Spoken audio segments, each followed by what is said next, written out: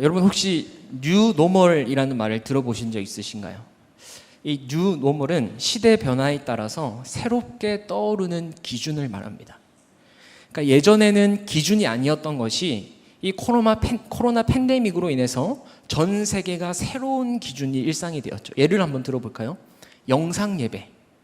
여러분, 영상 예배라는 말이 예전에는 있었습니까? 없었죠. 예전에는 여러분 교회 가지 않고 집에서 핸드폰으로 예배드린다? 있을 수 없는 일이었습니다. 비정상적인 거였어요. 그런데 지금은 모든 교회가 실시간으로 영상을 송출하고 있습니다. 새로운 기준이 보편화된 것이죠. 이게 뉴 노멀이라는 거예요. 경제공황이나 글로벌 금융위기나 아니면 코로나 같은 전염병이나 이런 큰 사건 이후에 변화된 세상의 흐름에 따라 새로운 기준이 생기는 것, 뉴 노멀 시대라고 부릅니다. 이 앞으로 4차 산업혁명, AI, 로봇, 가상세계 일종의 메타버스 들어보셨죠? 들어는 보셨을 거예요. 여러분 이런 것들이 사회 전반에 많은 영향을 끼치게 될 건데요. 많은 직업들이 로봇으로 대체될 것이다 라고 얘기하고요. 또 가상세계나 AI로 인해서 윤리적이고 도덕적인 문제들도 많이 생겨날 겁니다. 여러분 앞으로 다가올 이런 시대 속에서, 아니 지금 이루어지고 있죠. 지금 우리 앞에 다가온 이 시대 속에서 교회가 세상을 향해 어떤 목소리를 내야 되는지 우리는 고민해야 돼요. 그냥 시대가 이렇게 흘러가는갑다, 4차 산업혁명 시기는갑다, 여러분 이렇게 흘러가는 대로 다 받아들여야 할 것이 아니라 기독교적 가치로 성경적 대안을 제시해야 됩니다. 많은 사람들이 뉴 노멀이 무조건 좋은 줄 알고 무작정 막 따라가는데 여러분 그렇지 않죠. 우리는 뉴 노멀을 따라갈 것이 아니라 하나님의 말씀을 따라가야 합니다. 변화하는 세상의 흐름이 내 가치 기준이 되는 것이 아니라 영원히 변치 않는 진리의 말씀이 우리의 기준이 되어야 돼요. 이 오늘 본문에서도요, 하나님이 에스겔을 통해서 환상을 보여주십니다. 그런데 이 환상은요, 우리가 살아가는 이 현실 세계와 동떨어져 있는 환상이 아니에요.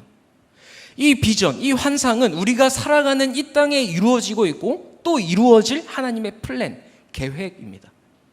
여러분 이 비전, 이 환상을 보는 사람만이 현실 세계를 바르게 해석하면서 살 수 있어요. 그래서 언제나 잘 보면요, 역사적으로 정말 현실이 어둡고 절망적이고 슬플 때마다 하나님은요, 환상을 보여주십니다. 대표적으로 구약의 다니엘서, 우리가 오늘 읽었던 에스겔서. 여러분 시대적 배경이 어때요? 나라가 망했어요. 이스라엘 나라가 망하고 바벨론 포로로 끌려갔던 아주 절망적인 시대 아닙니까? 그때 하나님은 다니엘과 에스겔에게 환상을 보여주십니다. 또 신약에는 언제 가장 어려웠습니까? 초대교회, 그죠? 예수님 믿는다고 시인하면 공개 처형을 당했던 그 초대교회 시대, 그때도 하나님이 사도 요한을 통해서 또 역시 환상을 보여주세요. 그게 뭐죠? 성경에 제일 마지막에 있는 요한계시록입니다.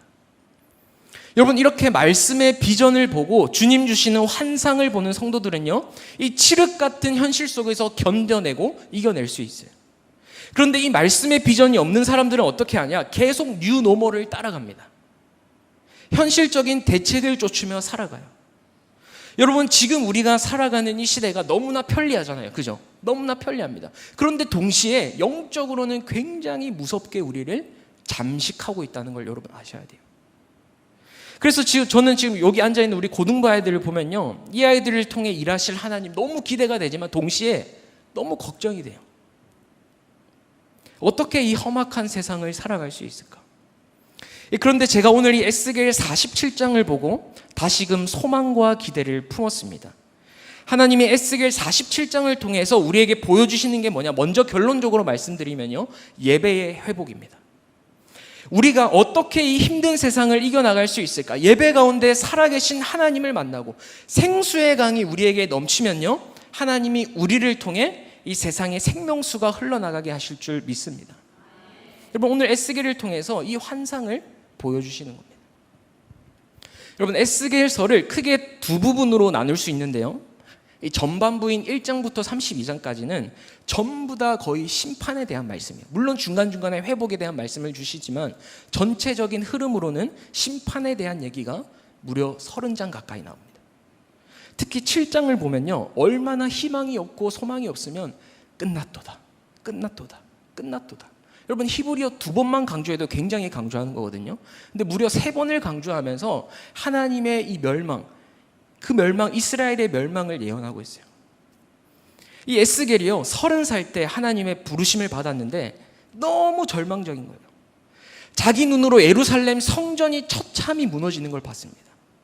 바벨론에 의해서 성전의 모든 기물들이 다 빼앗기고요, 심지어 왕은 눈이 뽑혀요. 그죠? 눈이 뽑혀서 포로로 끌려갑니다. 나라가 완전히 망했어요. 에스겔의 마음이 얼마나 찢어졌겠습니까? 한번 생각해 보세요. 그런데 그 절망 속에서 하나님은요, 심판을 그저 심판으로 끝내지 아니하시고 33장부터 회복의 말씀을 주십니다. 내가 너희와 새 언약을 줄 것이다. 내가 너희와 새 언약을 세울 것이다. 내가 너에게 새 마음을 줄 것이고 새 영을 주어서 너희 안에 새 일을 시작하겠다 약속하십니다. 하나님이 그렇게 친히 하시겠다는 거예요. 왜? 이스라엘이 계속 실패했거든요. 여러분, 그래서 바로 이 말씀을 성취하기 위해서 누가 이 땅에 오셨죠? 예수 그리스도입니다. 그래서 오늘 이 에스겔 47장의 본문이요, 앞에 나오는 그 긴 심판의 내용을 알다 보면 얼마나 감격적인지 몰라요. 여러분, 우리 오늘 본문 1절 한번 보겠습니다. PPT 화면에 1절 보시면요, 보십시오. 하나님이 에스겔을 데리고, 나를 데리고 성전문에 이르신, 성전문에 데리고 가셔서 지금 환상을 보여주세요. 어떤 환상이냐? 성전의 앞면이 동쪽을 향하였는데 그 문지방 밑에서 뭐가 나오죠? 물이 나옵니다. 그 물이 동쪽으로 흐르다가 성전 오른쪽, 제단 남쪽으로 흐르는 거예요. 여기서 중요한 단어가 뭐냐면 빨간색 돼 있죠. 동쪽이라는 단어와 물이라는 단어입니다. 먼저 왜 동쪽이 중요하냐? 에스겔 전반부에 나오는 하나님의 심판 장면에서 여러분 제일 비극적인 장면이 11장이거든요. 어떤 장면이냐면요, 동쪽 문으로 하나님의 영광이 떠나세요. 여러분, 이스라엘 백성들이 광야에서 성막을 다 만든 후에 그 성막 위에 뭐가 임했죠? 구름, 하나님의 영광이 임했습니다. 하나님의 임재를 상징하는 그 구름이 성막을 쫙 덮었어요. 하나님의 뭐가 임한 거예요? 영광이 임한 겁니다. 또 솔로몬 시대 때 성전을 다 짓고 봉헌할 때부터 그들이 매주 예배를 드릴 때마다, 매일 예배를 드릴 때마다 성전에 가득했던 게 뭐예요? 하나님의 영광입니다. 히브리어로는 영광을 카보드라고 해요. 카보드. 이 카보드라는 말이 무게거든요. 무게. 제일 무거운 걸 카보드라고 그러는데, 그러니까 우리의 예배가 제일 중요하다는 거예요. 그죠? 하나님의 영광을 맛볼 수 있는 자리가, 그 하나님의 영광이 가득한 성전에서 하나님이 나와 함께 하신다, 그 영광을 맛보고 누렸는데 동쪽 문으로 하나님이 성전에서 나가시는 겁니다. 하나님의 영광이 떠나버리시는 거예요. 여러분, 왜 떠났을까요? 딱 이유는 하나입니다.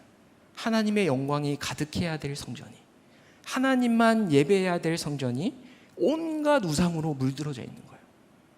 그들의 탐욕과 제약으로 물든 성전이 되어버렸기 때문에.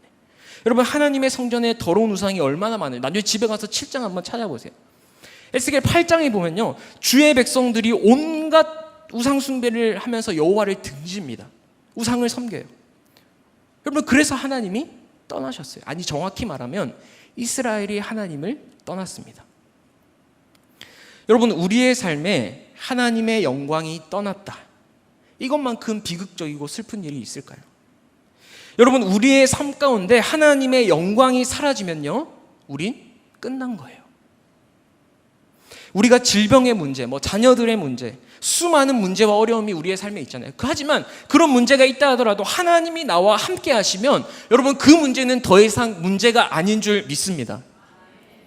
여러분, 내 삶에, 우리의 가정에 하나님의 영광이 머무르고 있으면 그 어떤 문제도 다 괜찮은 거예요. 아멘이십니까? 그런데 만약 하나님의 영광이 사라지면요, 끝난 거예요. 아무리 세상적으로 성공한 인생을 산다 할지라도 아무 의미가 없습니다. 여러분, 그래서 우리는 그 무엇보다 하나님의 영광을 사모해야 돼요. 하나님의 영광이 내 삶에 뒤덮여지기를 갈망해야 하는 겁니다. 그 시작이 어디입니까? 예배의 자리예요. 예배의 자리. 이 예배의 자리에서 살아계신 하나님의 영광을 맛보고 세상에 나가 그 영광을 드러내야 하는 것이죠. 여러분, 에스겔 11장에서 성전 동쪽 문으로 하나님이 나가셨어요. 하나님의 영광이 떠났습니다. 그런데 오늘 본문에서 그 동쪽 문으로, 동쪽이란 말이 굉장히 많이 나오거든요. 그 동쪽 문으로 다시 하나님의 영광이 돌아오는 장면을 보여주시는 거예요. 여러분, 요한복음 1장 14절 말씀에 말씀이 육신이 되어 우리 가운데 거하심에 돼 있어요. 그죠? 말씀이신 예수님이 사람의 몸을 입고 이 땅에 오셨습니다. 그죠? 우리 가운데 거하시러 오셨어요. 그런데 여기서 거하심에라는 말이요, 구약에서 하나님의 영광이 성막에 거하실 때 쓰였던 단어입니다. 이스라엘이 광야 생활을 지었던 그 성막, 솔로몬이 지었던 그 성전에 하나님의 영광이 가득할 때 거하다라고 쓰였던 그 단어가 이 단어예요. 여러분, 무슨 말입니까? 예수님이 이제 우리와 함께 하시기 위해, 영원히 함께 하시기 위해, 우리 가운데 거하시기 위해 참 성전으로 오셨다라는 겁니다. 그래서 14절 뒤에 계속 보세요. 우리가 뭘 본다고요? 그의 영광을 보니 아버지 독생자의 영광이요 은혜와 진리가 충만하더라. 여러분, 우리는요, 로마서에 모든 사람이 죄를 범하였음에 하나님의 영광에 이르지 못한, 하나님의 영광에 떠나버린 사람들입니다. 그런데 그런 우리에게 참 성전이신 예수님이 거하신다라는 것은요, 하나님의 영광이 내 인생 가운데 들어오는 거예요. 그래서 하나님의 영광을 위한 복된 삶을 살아가게 하신다라는 겁니다. 헛된 인생, 헛된 것을 쫓아가는 인생이 아니라 하나님의 영광을 위한 인생으로 살아가게 하신다. 지금 에스겔이 그 환상을 보고 있는 거예요. 여러분, 특히 오늘 본문 2절에 보시면요, 물이 그 오른쪽에서 스며 나오더라라고 되어 있어요. 이 스며 나오더라라는 표현을 좀 주목해야 되는데요, 이걸 원문을 그대로 살려서 표현해 보면요, 물이 이렇게 똑똑똑 떨어지는 걸 말이에요. 여러분, 하나님의 영광이 돌아오셨을 때 우리가 생각할 때는 어때요? 막 엄청난 일이 일어나야 될 것 같은데, 그죠? 제가 생각할 땐 그렇거든요. 근데 그렇지 않아요. 오늘 본문 보면 하나님의 역사는 언제나 물이 한 방울 똑똑 떨어지듯이 작은 물방울에서부터 시작됩니다. 여러분, 나중에 우리가 보게 되겠지만 이 물이요, 세상을 살리는 엄청난 생명수가 돼요. 그런데 그 시작이 뭐냐? 물이 똑똑똑 떨어지는 작은 힘에서부터 시작된다라는 것을 하나님 보여주시는 겁니다. 여러분, 우리 교회에, 이 한국교회에, 이 나라 대한민국에 다시금 하나님의 거대한 부흥의 물결을 꿈꾸십니까? 여러분, 그 부흥의 역사는 작은 은혜의 물방울에서 시작된다는 것을 기억하시기 바랍니다. 우리가 모여서 함께 예배하고요, 이 나라와 이 한국교회를 위해 눈물을 흘리며 기도하는 것이 작은 물방울을 똑똑 흘려보내는 일인 거예요. 여러분, 우리가 이 다음 세대 아이들을 위해서 기도하는 것이 작은 물방울을 흘려보내는 겁니다. 내가 자그마한 은혜를 받았는데 무슨 일을 할 수 있을까? 아니요. 여러분, 거기서부터 부흥과 회복이 시작되는 거예요. 어디선가 되겠지. 아닙니다, 여러분. 실제 역사적으로 일어난 부흥들도 다 그랬어요. 그 부흥들은요, 소수가 하나님의 임재를 사모하면서 회개하고 기도하는 데부터 시작됐습니다. 여러분, 어디선가 되겠지 생각하지 마시고 여러분을 통해서, 우리를 통해서 시작될지 어떻게 알겠습니까? 우리가 지금 드리는 이 예배의 자리, 정말 아무것도 아닌 것 같은 나의 그 삶의 자리에서 하나님의 영광을 사모하며 전심으로 예배할 때 그 작은 은혜의 물방울들이 모여서 이 교회를 살리고 우리 가정을 살리고 이 나라를 살리게 될 줄 믿습니다. 여러분, 이 떨어지는 물이요, 제단에 흘려서 이렇게 스며들기 시작해요. 똑똑 작은 물방울이 스며들기 시작합니다. 근데 3절, 4절, 5절을 보시면요, 천척을 여러 번 측량해요. 제가 파란색, 빨간색 글자로 적어놨는데, 체크해놨는데, 천척씩 측량한 후에 물이 어느 정도까지 찼는지 그 물을 건너게 하시는데, 처음에는 어디까지 찹니까? 발목까지 차요. 그 다음은 어디까지 차죠? 무릎. 그 다음은 허리. 그러니까 발목부터 허리까지 점점 차올라요. 자, 그 다음은 어떻게 됩니까? 5절 한번 보십시오. 우리 5절 한번 같이 읽어볼게요. 시작. 다시 천척을 측량하시니 물이 내가 건너지 못할 강이 된지라. 그 물이 가득하여 헤엄칠 만한 물이요, 사람이 능히 건너지 못할 강이더라. 여러분, 작은 물이 똑똑 떨어지던 그 물이 발목까지 차고 무릎까지 차고 허리까지 차고 이제는 헤엄칠 만한 물이 되어버린 거예요. 물이 가득해서요, 헤엄치지 않으면 건널 수 없는 강이 되어버린 겁니다. 강이. 여러분, 이게 바로 주님의 역사입니다. 이게 바로 주님의 역사예요. 이 더 놀라운 사실은요, 이 환상이 사람이 건너지 못할 강을 이루는 데서만 그치지 않습니다. 더 놀라운 광경이 펼쳐지는데 우리 8절 9절 말씀 같이 한번 읽어볼게요. 시작. 그가 내게 이르시되 동쪽으로 향하여 흘러 아라바로 내려가서 바다에 이르리니 이 흘러내리는 물로 그 바다의 물이 되살아나리라. 이 강물이 이르는 곳마다 번성하는 모든 생물이 살고 또 고기가 심히 많으리니 이 물이 흘러 들어가므로 바닷물이 되살아나겠고 이 강이 이르는 각처의 모든 것이 살 것이며. 자, 여기서 어떤 단어가 제일 많이 반복되는 것 같으세요? 이 물이 흘러내려서 그 바다의 물이 되살아나고 이 강물이 이르는 곳마다 모든 생물이 살고 이 강이 이르는 각처의 모든 것이 살 것이다. 여러분, 살아나는 역사가 일어납니다. 이 물이 그저 모여 있는 것이 아니라 흘러 들어가서 곳곳에 흘러 들어가서 모든 생물을 다시 소생케 하는 기적이 일어나는 거예요. 특히 여기서 되살아나다라는 단어를 보시면요, 히브리어로 라파입니다. 라파. 여러분, 라파 하면 뭐가 생각나죠? 여호와 라파, 그죠? 여러분 다 아는 겁니다. 너무 갑자기 물으면 당황해서 기억이 안 날 수도 있지만 다 아시는 거예요. 여호와 라파 무슨 뜻이죠? 치료하시는 하나님이에요. 하나님이 직접 우리의 상처를 싸매시겠다는 겁니다. 아프고 상하고 다친 곳을 다시 회복시키겠다라는 거예요. 여러분, 하나님의 생명수가 흘러가면요, 우리의 영혼이 치료되는 줄 믿습니다. 우리의 영혼뿐만 아니라 이 땅의 모든 것이 되살아날 줄 믿습니다. 여러분, 그 생명수가 우리가 돼야 되는 거예요. 8절을 자세히 보면요, 이 물이 동쪽으로 흘러 아라바로 내려가서 바다에 이르렀다라고 해요. 여러분, 이 바다가 어딘지 아십니까? 사해입니다. 사해. 이 지도를 보시면요, 잘 보이시나요? 벳 아라바 보이세요? 벳 아라바? 저희 단어로 벳 아라바. 여기가 8절에 나오는 아라바입니다. 여러분, 지금 이 물이 어디에서 나오고 있어요? 예루살렘 성전에서. 자, 예루살렘이 어디 있는지 한번 보세요. 베들레헴 위에 파란색 동그라미 쳐져 있는 거 보이시죠? 저기가 예루살렘이에요. 그런데 예루살렘이 산지가 굉장히 높거든요. 고도가 높아요. 그리고 아라바가 저지대입니다. 그러니까 물이 예루살렘 성전에서부터 동쪽 아라바로 흘러서 이렇게 바다에 이르는데, 이 바다가 어디냐? 여기 밑에 사해 보이세요? 사해입니다. 사해. 영어로는 데드시, 죽은 바다예요. 왜 죽은 바다냐? 염분이 높아서 생물이 살지 못합니다. 이 보통 바다의 한 10배 정도의 염도를 가지고 있다라고 해요. 그러니 뭐 물고기며 식물이고 살 수가 없죠. 그래서 여기 가보면 이런 장면들을 볼 수 있어요. 수영을 하는데 몸이 그냥 둥 뜹니다. 그래서 누워서 편하게 책도 읽고 신문도 읽고, 실제로 이게 가능한 곳이 사해예요. 저도 성지순례 때 여기 사해를 가본 적이 있거든요. 가봤다고 했으니까 인증샷을 보여줘야 될 거 아니에요. 제가 인증샷을 들고 왔습니다. 여러분 어때요? 좀 비슷합니까? 전에 사진하고? 제가 권사님들께 제 살을 보여드리는 게 좀 민망한데, 뭐 몸에 자신 있어서 유통 벗은 게 아니라 여기 사해 물에 들어가면 이 피부병 있잖아요. 아토피도 막 낫는다고 하고 뭐 너무 좋대요, 피부에. 그래서 자신감 있게 우통을 벗고 들어갔는데, 물론 지금 있는 똥배는 없었어요. 보세요, 얼마나 날씬해요, 그죠? 자세히 보시면 식스팩이 쫙. 네. 민망하니까 다시 넘길게요. 네.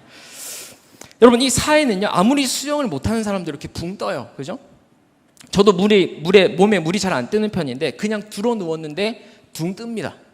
근데 중요한 게 뭐냐면 무작정 뜨니까 들어 눕자라고 해서 팍 들어 누우면 안 돼요. 왜냐, 만약에 생각해보세요. 머리를 물에 닿았다가 탁 일어나면 어떻게 될까요? 그 소금물이 머리에 적신 그 사해 바닷물이 이마를 타고 눈에 흘러서 눈에 탁 들어가면요, 정말 실명될 것 같습니다.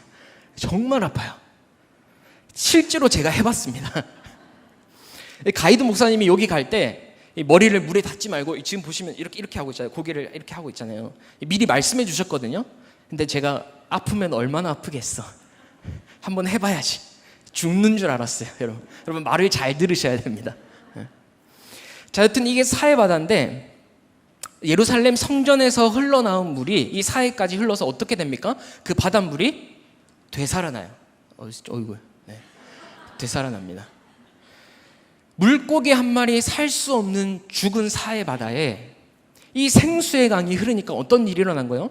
온갖 종류의 생물과 고기들이 살기 시작하는 거예요. 여러분, 또 오늘 본문 제일 마지막 우리 12절 말씀을 보시면요, 잘 보세요. 강 좌우가에는 각종 과실나무가 자랐는데, 잘 보세요. 그 잎이 시들지 않는데요, 열매가 끊이지 않는데요. 아니, 끊이지 않는 정도가 아니라 달마다 새 열매를 맺는데요. 여러분, 어떻게 이런 일이 가능합니까? 그 물이 성소를 통해서 나오기 때문입니다. 여러분, 우리는 우리의 힘으로 절대 생수를 흘려보낼 수 없어요. 그런 존재가 아닙니다. 영혼을 살리는 이 생명수의 물이 이 성전에서 우리가 예배드리고 하나님의 영광과 임재를 맛보는 이 현장에서 생명의 물이 끝없이 흘러나가는 거예요. 그래서 우리의 주변이 살아나고 세상이 살아나는 역사가 일어나는 겁니다. 여러분, 우리가 드려지는 이 예배가 무슨 나라를 살리고 무슨 이 사회를 살리겠나 싶지만, 그죠? 또 우리 고등부 친구들 공부해야 되고 놀아야 되고 바빠 죽겠는데 무슨 이 5시간까지 남아서 자꾸 예배 드리라고, 그죠? 여러분, 근데 잘 기억하세요. 이 예배의 자리가 정말 비록 작은 물방울처럼 보이지만 이 물이 시간이 지나 생수의 강을 이루는 것처럼 이 귀한 예배의 자리가 나의 영혼을 살리고 치유받는, 회복되는 유일한 길이에요. 여러분, 이 예배의 자리를 떠나지 않으면 하나님이 그렇게 하십니다. 그리고 이 생수의 강이 흘러서 결국 하나님이 이루시고자 하는 게 뭐예요? 오늘 본문에 나를 통해서 세상을 살리는 겁니다. 나를 통해서 우리 교회, 우리 가정, 내 주변에 있는 이웃, 나아가서 우리가 일하고 있는 그 직장의 일터, 그 사회, 그것들을 살려내는 거예요. 이 생수의 강이 죽은 사해 바다를 살리듯이 상처와 아픔으로 삶이 무너져가는 저 소망 없는 영혼들에게 죽었던 심령을 살려내고 그 생수의 강이 흘러가서 치유해내는 것을 지금 환상을 보여주시는 겁니다. 여러분, 그래서 복음이 들어간 나라, 복음이 들어간 가정은요, 회복되어집니다. 진짜 복음의 생명수를 맛봤다면 반드시 살아나요. 왜? 복음은 능력이거든요. 생명이거든요. 과거에 어떠한 모습이었든지 상관없이 이 생수의 강이 흘러가면요, 살아나는 겁니다. 여러분, 요한복음 4장에 사마리아 여인 이야기 아시죠? 이 여인이요, 남편이 5번이나 바뀌었어요. 그런데도 정작 자기 마음속에는 진정한 만족이 없는 겁니다. 행복이 없는 거예요. 그래서 주님이 이 여인을 의도적으로 찾아가시죠. 그죠? 올라가는 길에 사마리아 찾아가 이렇게 말씀하십니다. 내가 주는 물을 마시는 자는 영원히 목마르지 아니할 거다. 내가 주는 물을 마시면 너 목마르지 않을 거야. 너 사람에게 기대해봤는데 계속 목마르지. 너 쾌락을 즐겨봤는데 계속 목마르지. 예수님은 뭘 해도 채워지지 않는 이 여인에게 진정한 생명수를 소개해 주는 거예요. 여러분, 요한복음 4장 14절 말씀 우리 같이 한번 읽어볼게요. 시작. 내가 주는 물을 마시는 자는 영원히 목마르지 아니하리니 내가 주는 물은 그 속에서 영생하도록 솟아나는 샘물이 되리라. 할렐루야. 여기서 내가 주는 물이 굉장히 강조되어 있는데요, 주님 주시는 이 물이 바로 오늘 에스겔 47장의 생수의 강과 연결이 되어 있습니다. 여러분, 세상의 어떤 물도, 세상의 그 어떤 부여함도 우리를 만족시킬 수가 없습니다. 그런데 주님이 주시는 물, 영생하도록 솟아나는 이 샘물을 마시면 영원히 목마르지 않는 줄 믿으시기 바랍니다.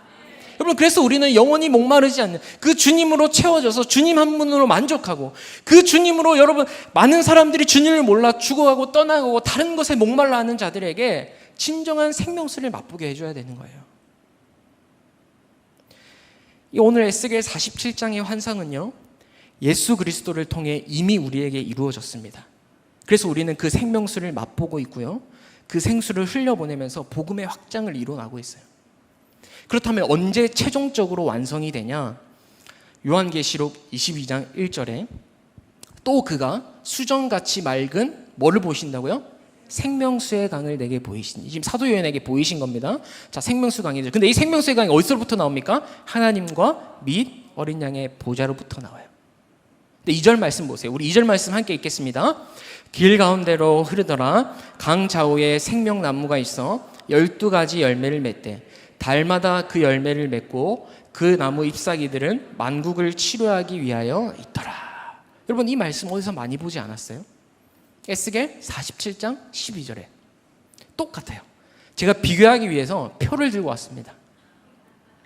보세요. 에스겔 47장에는 강 좌우에 과실나무가 있었어요. 근데 요한계시록에는 생명나무가 있습니다.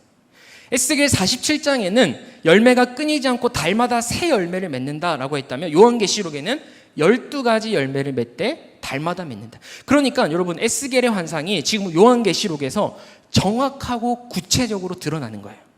보이시죠? 과실나무에서 생명나무로, 새 열매에서 12가지 열매로 구체적으로 드러납니다. 여러분, 여기서 12가지 열매가 뭐겠어요? 성령의 12가지 열매. 그러니까 에스겔의 환상에서 나온 과실나무가 생명나무였고 새 열매가 성령의 열매인데요. 요한계시록의 최종 성취되는 겁니다. 또 47장에 그 잎사귀는 약 재료가 되리라 이렇게 돼 있는데 요한계시록은 그 나무 잎사귀들은 만국을 치료하기 위하여 있더라. 여기서 치료라는 말이 아까 에스겔에서 뭐였죠? 히브리어 라파, 되살아나리라. 되살아나리라. 헬라어로 번역한 거예요. 이 치료라는 말이 헬라어로 테라피오라는 건데 요즘에 여러분 들어보셨죠? 피부 테라피, 두피 테라피 들어보셨죠? 이게 영어로 테라피, 이 치료라는 뜻이거든요. 여기서 나온 거예요. 그리고 제일 밑에 보시면요, 이 생수의 강이 에스겔에서는 어디에서 나왔어요? 성전에서 나왔습니다. 그죠? 예루살렘 성전에서 물이 흘렀어요. 근데 이 요한계시록에서는 어디서부터 흐릅니까? 이 강이 하나님과 어린 양의 보좌로부터 나요. 에스겔에서는 예루살렘 성전에서 나왔는데 참 성전이신 예수님이 이 땅에 오셨어요. 아까 우리 요한복음에서 봤어요. 거하심에, 그죠? 참 성전이신 예수님이 이 땅에 죽임당한 어린 양으로 오셨습니다.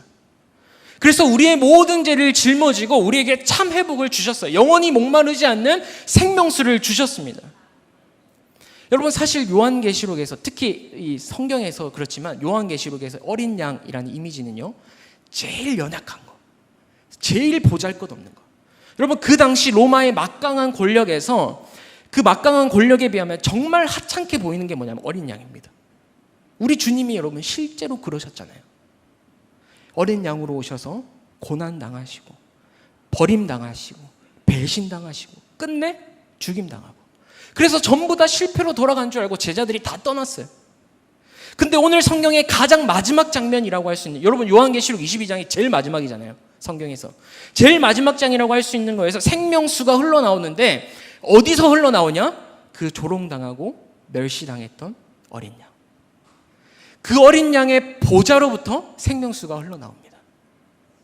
이 아마 요한계시록을 받아본 초대교회 성도들은요, 이 장면을 보고 펑펑 울었을 거예요. 왜 펑펑 울었을까요? 여러분, 요한계시록이 쓰여진 목적이 고난받고 죽어가는 그 초대교회 성도들 위로하고 격려하기 위해 쓰여졌거든요. 너희 지금 비록 삶은 우리말로 속된 말로 시궁창 같지만 우리에게 영원한 미래, 그 소망이 있다. 위로하고 격려하기 위해 쓰여졌어요. 그래서 요한계시록에는 예수님을 표현하는 단어가 거의 다 어린 양입니다.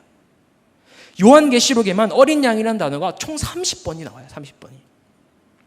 보세요. 예수님을 만왕의 왕이라고 표현하지 않고 어린 양이라고 표현합니다. 왜? 고난당하고 핍박당하고 죽임당한 어린 양을 떠오르게 하는 거예요. 그런데 그 어린 양이 지금은 승리하셔서 어디에 계세요? 하나님 보좌 우편에 있는 겁니다. 반드시 승리한다라는 거예요. 결코 실패하지 않는다는 겁니다. 여러분, 오늘 에스겔이 본 이 성전 환상은요, 하나님의 영광이 가득해야 될 성전에 온갖 우상과 탐욕과 제약으로 물들어서 하나님의 영광이 상실되어 버렸어요. 그런데 그 성전에 다시금 하나님의 영광이 임합니다.